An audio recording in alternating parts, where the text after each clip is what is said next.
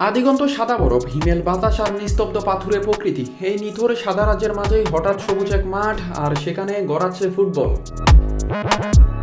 রাজনৈতিক ও ভূরাজনৈতিক কারণে বিশ্বে আলোচিত গ্রিনল্যান্ড, তবে বরফে ঘেরা এই দ্বীপে মানুষের হৃদয়ের ভাষা হয়ে উঠেছে ফুটবল।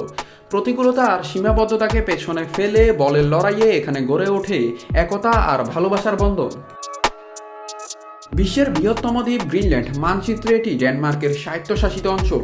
বরফ আর পাথরে ঢাকা এই দ্বীপের মাটির নিচে লুকিয়ে আছে ইউরেনিয়াম, তেল আর গ্যাসের বিশাল ভাণ্ডার, যা নিয়ে বিশ্ব রাজনীতিতে রয়েছে ব্যাপক আগ্রহ। তবে এসব কূটনীতির বাইরে দ্বীপবাসীর কাছে সবচেয়ে বড় আবেগের নাম ফুটবল। প্রতি বছর গ্রীষ্মকালে রাজধানী নুকে আয়োজন করা হয় গ্রিনল্যান্ড ফুটবল চ্যাম্পিয়নশিপ। এই টুর্নামেন্টে অংশ নিতে অনেক দলকে টানা 2 দিন উত্তাল সমুদ্র পাড়ি দিয়ে নৌকায় করে পৌঁছাতে হয় মূল ভেন্যুতে। থাকার খরচ বেশি হওয়ায় খেলোয়াড়রা ছোট ছোট কক্ষে গাদাগাদি করে রাত কাটান, তবুও ক্লান্তি নেই, কারণ মাঠে নামার নেশাই তাদের সবচেয়ে বড় শক্তি।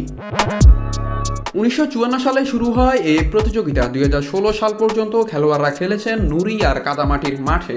প্রথমার্ধ শেষে মাঠের দাগ মুছে যেত, বিরতিতে আয়োজকদের আবার নতুন করে দাগ টানতে হতো। এখন অবশ্য আধুনিক কৃত্রিম ঘাসে খেলা হয়, আর মাঠের মতো এই টুর্নামেন্টের দলগুলোর নামও বেশ ব্যতিক্রমী। G44, V67 কিংবা IT79।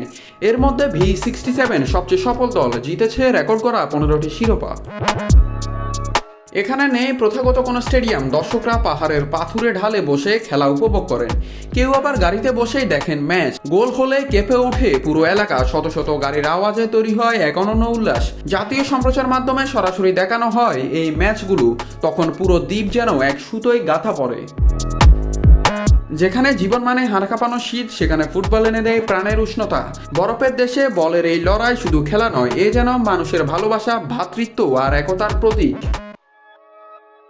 নাথ রাহুল, নিউজ না স্পোর্টস।